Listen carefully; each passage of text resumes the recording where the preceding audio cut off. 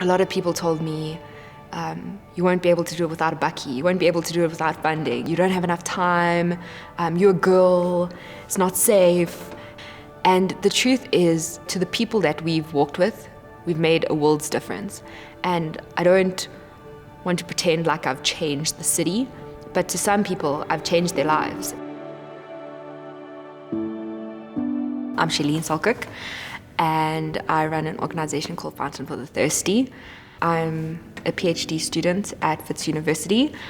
So I lecture part-time, and I'm doing my PhD in structural geology, and I'm in my final year, so I've been studying now for 7 years.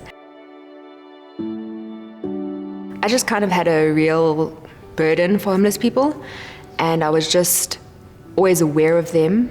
And on my way to Wits every day, I'd pass about 15 homeless people telling me that they're hungry, that they're desperate, that they're starving.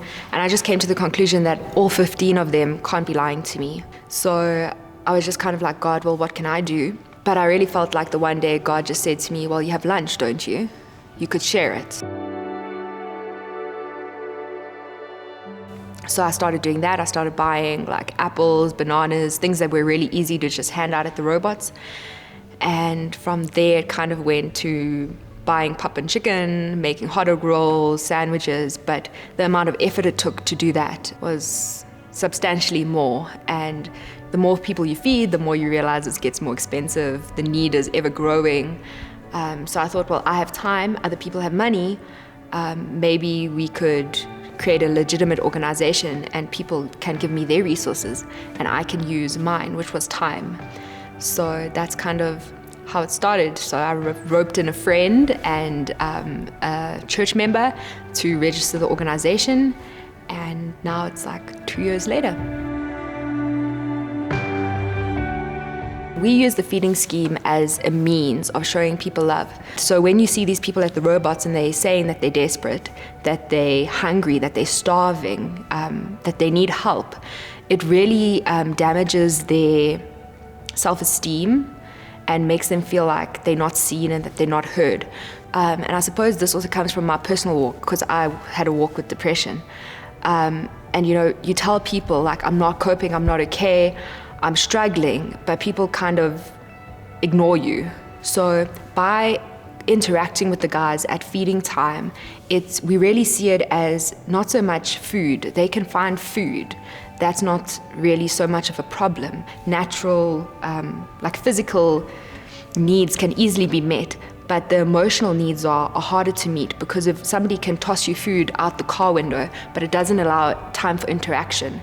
So with the feeding scheme, when we hand them food, we have an opportunity to look them in the eyes and just be like, hello, how are you? How was your day?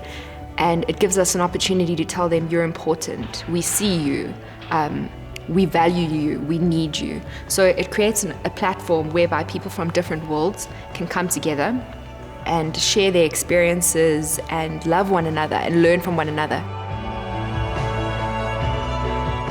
I think one of the most special moments was when we just started. I think it was the first week we started. A guy told me, he didn't tell me that week, but he told me the following week that he was really hungry and he was struggling to sleep because his stomach was growling. And he prayed and he asked God, like, Lord, can you provide food for me? Like, I'm really hungry. And then the next thing he heard this voice saying, hello, I've got food for you. And that was me. So like, that was the most exciting thing, because it was like, I always wanted to be the answer to someone's prayer. And like, it's always funny because you don't know that happened in real time. You only find out later. But it influences people's lives. So to be able to be that answer is just like mind-blowing.